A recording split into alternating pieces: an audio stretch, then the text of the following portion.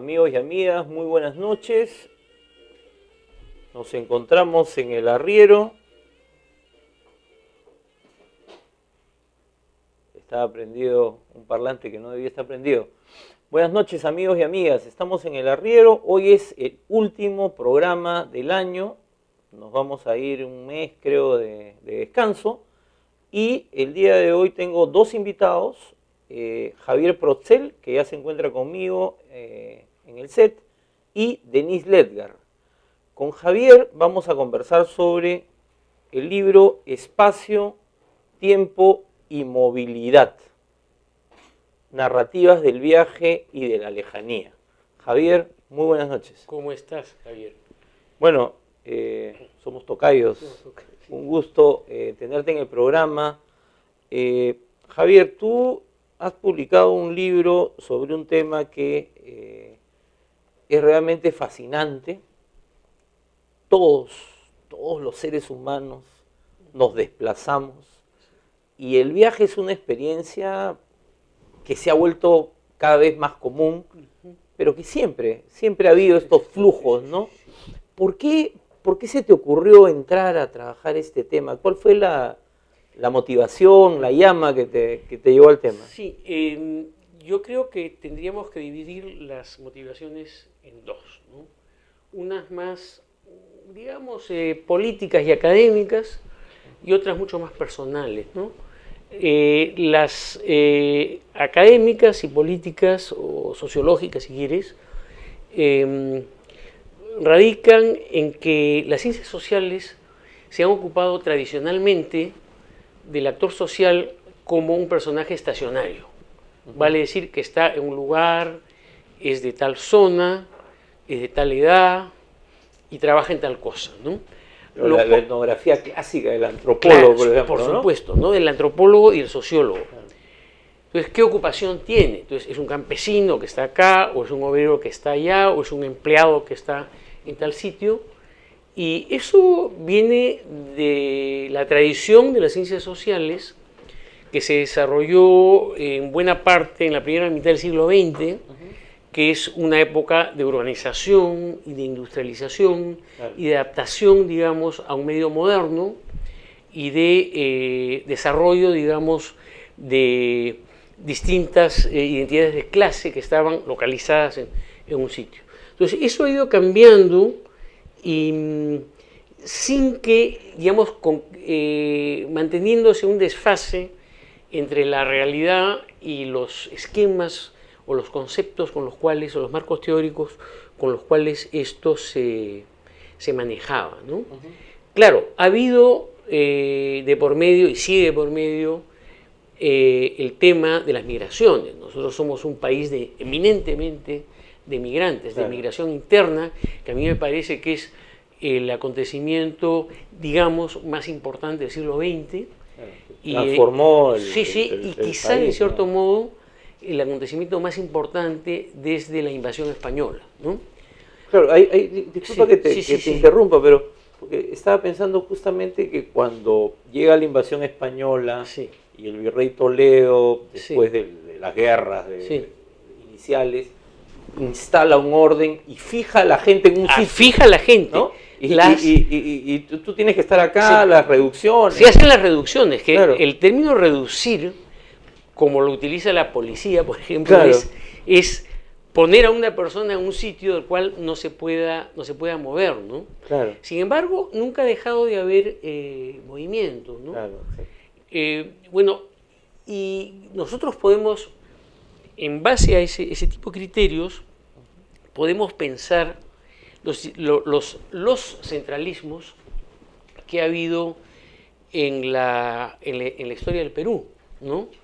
Centralismos regionales, lo que comentábamos fuera de cámaras sobre los caminos rurales, los caminos de herradura, que con la creación de carreteras ahora, que está bien que se hagan, excelente que se hagan las carreteras, digamos, se está creando un nuevo tipo de centralismo regional con una serie de situaciones políticas singulares, ¿no? Ahora, el segundo tipo de motivaciones es un poco más personal, ¿no? Por la curiosidad que yo tengo por el viaje, Yo soy sociólogo de formación, pero quizá debí haber sido antropólogo. Y ahora se viaja mucho, efectivamente. Entonces estamos haciendo un cambio muy importante. Y yo no puedo dejar de mencionar el lado ya estrictamente personal, que a mí me gusta la literatura de viajes. Yo creo que en todo viaje hay un relato, todo viaje constituye un relato. Y hay relatos maravillosos de viajes escritos por grandes autores conocidos y no tan conocidos. Sí. Entonces, al pensar el libro, digamos, a mí en cierto modo me inspiró encontrar un libro muy antiguo que había sido de mi padre, que yo no había leído, que era un libro escrito por Pedro Pasoldán y Unanue, alias Juan de Arona, Memorias de un viajero peruano, en que habla de un viaje a España y que llega hasta Turquía, me parece. Entonces, eso me dio cierta entrada para decir, bueno, este personaje viajaba así hace siglo y medio, ¿cómo se viaja ahora? Y comencé a juntar un poco de literatura y a pensar en ciertos personajes peruanos, y eso me dio un poco la pauta, ¿no? Claro, ahora, el libro tiene dos partes, porque la segunda tiene que ver un poco con lo que estás hablando ahorita, pero hay una primera parte donde yo quería un poco conversar sobre eso también. Tú planteas pues cómo se ha ido transformando la noción del espacio, digamos, ¿no?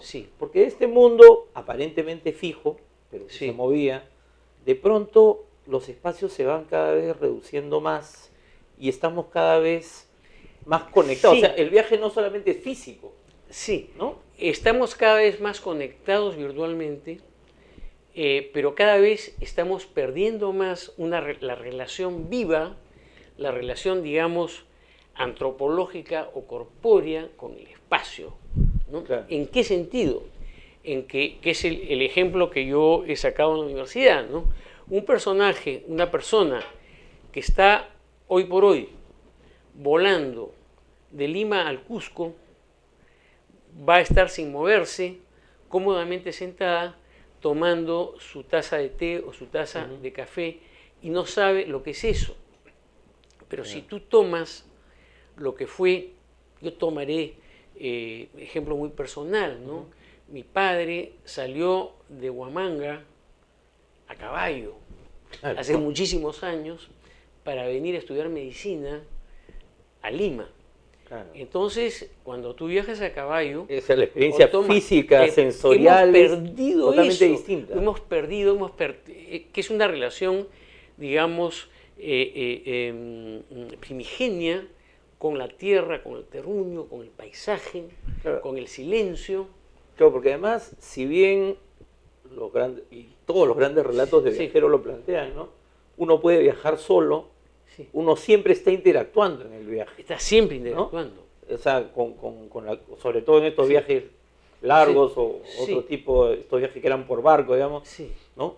Cada llegada a un puerto, cada llegada a una estancia, cada llegada a un pueblo. Eran impresiones mucho más fuertes que las que tenemos ahora, porque eran cambios, en cierto modo, más radicales, ¿no? Digamos, de diferencias culturales, económicas, que ahora se tienen muchísimo menos y que se están banalizando, ¿no? En la última parte, precisamente, entro al tema del turismo, que es un tema muy controversial, ¿no? Porque, por un lado, el turismo genera ingresos a poblaciones locales, se dice que es la industria sin chimeneas, etcétera, pero al mismo tiempo estamos entrando ya no a escala del país solamente, sino a escala, yo diría, prácticamente de la humanidad, a un proceso de banalización de la cultura. Estaba pensando en algo que decía hace unos días Rafa León, que es uno de los viajeros que tú estudias, sobre los que tú escribes, y Rafa le decía a Raúl Toll en una entrevista el domingo, ¿no? Él decía, esta modernización que se está dando en la sierra, porque la expresión fue de Perú, lo que está haciendo es que cada vez los pueblitos, o los pueblos, o las ciudades de la sierra, sean cada vez más parecidos y se pierdan los matices, la diferencia, porque todo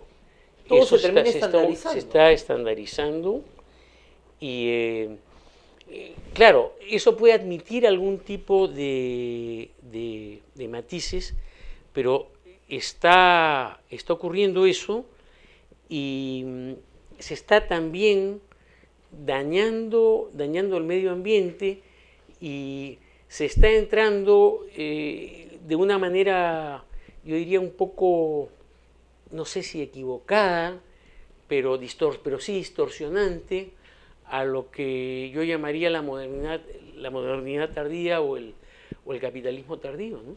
Es el caso en este momento, por ejemplo, de este aeropuerto que van a hacer en Chinchero, ¿no?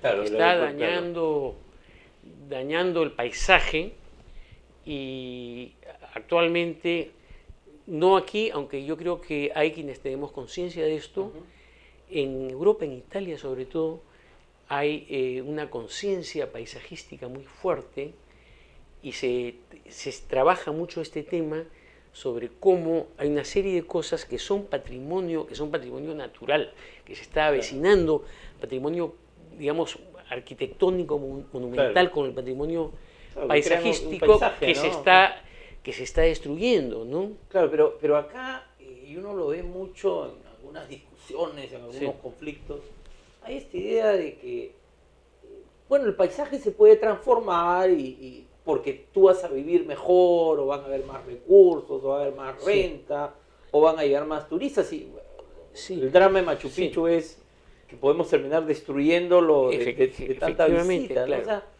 pero ¿tú sientes que esto ya es algo inevitable? Mira, no hay una política que realmente se ocupe de esto. No hay ningún lugar en el cual digamos, espacio político en el cual se pueda pensar adecuadamente este tema, porque generalmente quienes dicen eso son personas que tienen intereses ya sea el Estado o agentes económicos que están trabajando con el Estado, constructores de carreteras también, lugares de donde viene el gran capital. Entonces el asunto no se discute como sí se debería discutir, porque aquí no estamos en ningún momento pensando nostálgicamente en un pasado que no va a regresar, pero que efectivamente tienen que haber políticas de asignación digamos, de espacios territoriales para determinados fines. Que hay que preservar, digamos. Que hay que preservar. Entonces, lo que ocurre aquí, yo no me quiero asomar a la política, pero la derecha sataniza a quienes dicen que hay que planificar el espacio, etc. Claro. Pero si tú vas a otros lados, a países que tienen pues un desarrollo muy superior al del Perú, hay mucho más dinero, las cosas son absolutamente respetadas. Javier, tenemos que hacer un breve corte y volvemos en un instante en esta interesantísima conversación con Javier Procel sobre su libro Espacio, Tiempo y Movilidad. Volvemos en un instante.